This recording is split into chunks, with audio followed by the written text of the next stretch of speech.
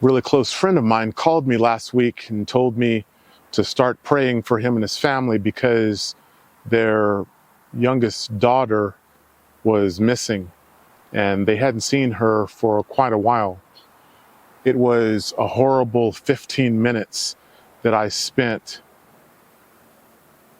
being very concerned and worried before I got news that they found her. She wasn't abducted, but they were concerned, and it brought back a memory in my life. I was never abducted as a child, but I could have been.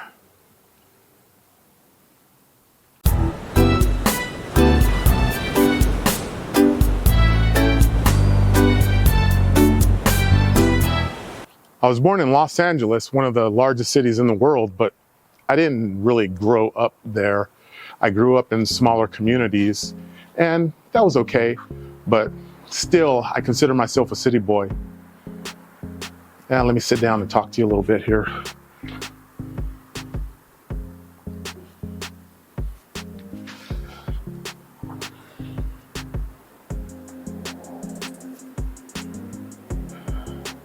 The first town that we lived in as a family was a small town in the foothills in Southern California called Duarte. Lived there for a couple of years and then moved to Barstow in the Mojave Desert. Barstow, military town. It's basically the last stop before you get to Las Vegas from Los Angeles. And we lived there for 3.5 years and eventually moved to Northern California, to San Jose. I was in the 3rd grade.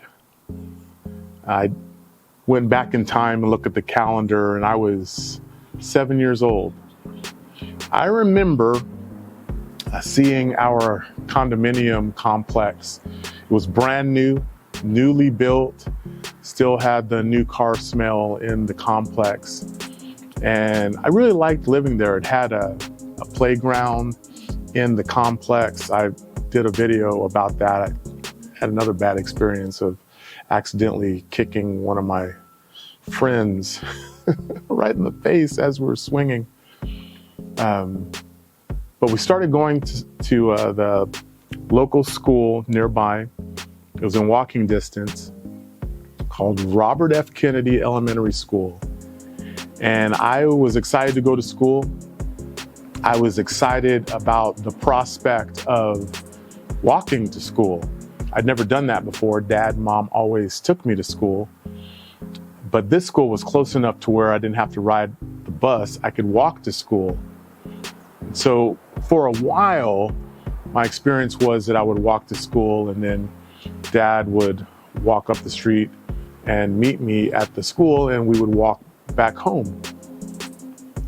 But he encouraged me to be brave enough, courageous enough to walk to school and walk from school. And I was excited about that prospect. So I recall the first day that I attempted to walk home.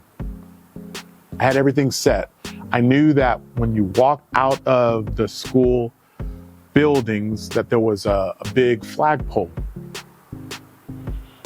What I needed to do was go towards the flagpole and then turn right and walk down the street a couple of blocks, and then our condominium complex was on the right. I'd make a right-hand turn and a few moments later I would be home. And I don't know what happened. I walked out of the school and I saw the flagpole, I saw the flag, and I did not turn, I think that would have been east. I turned west and I began to walk. And I walked and I walked, and eventually the neighborhood changed from houses to no houses. It was in the country. And it didn't take me long to feel extremely uncomfortable, extremely nervous. And then moments later, nervousness turned to extreme anxiety and fear, to to the point where I stopped walking and I looked around and I didn't know where I was. I was lost. 7 years old, first experience attempting to walk home, and I was in trouble. I was in big trouble, and I didn't know what to do.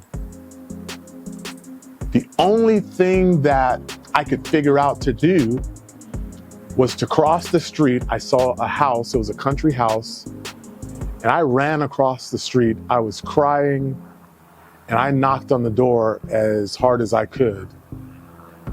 And there was a lady that answered the door, and I told her that I was trying to get home, I was lost.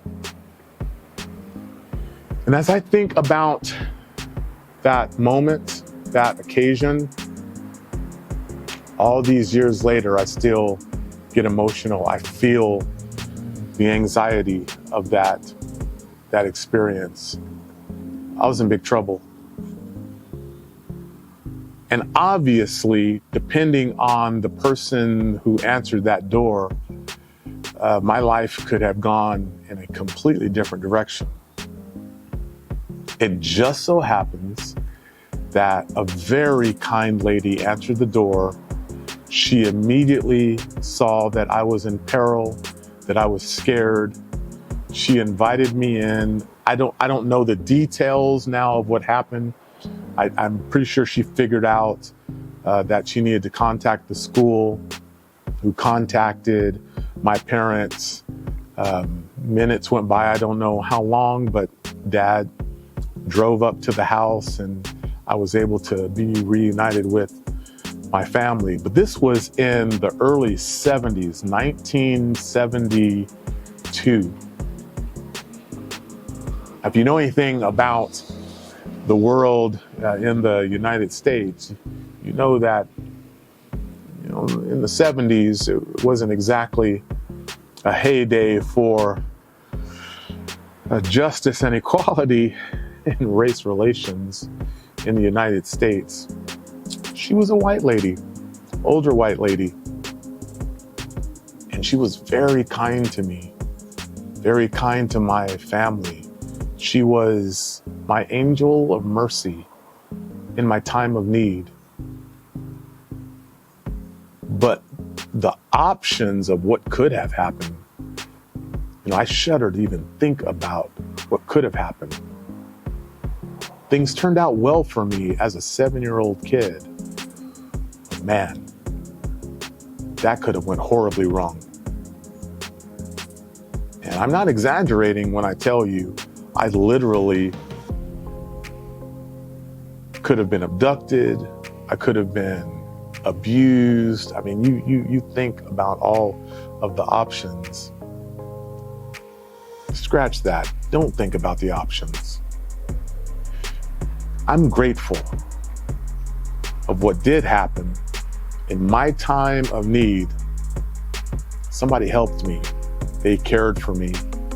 And they were a bridge between me being lost and being found.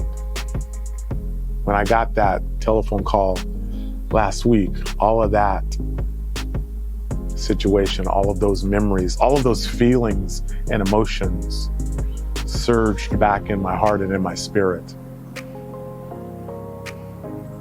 I wish well for kids all over the world.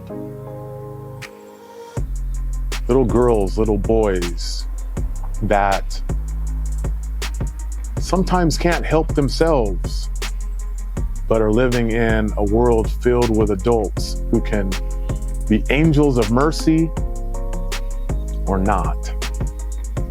I pray for kids. I wish kids well. They are gifts from God.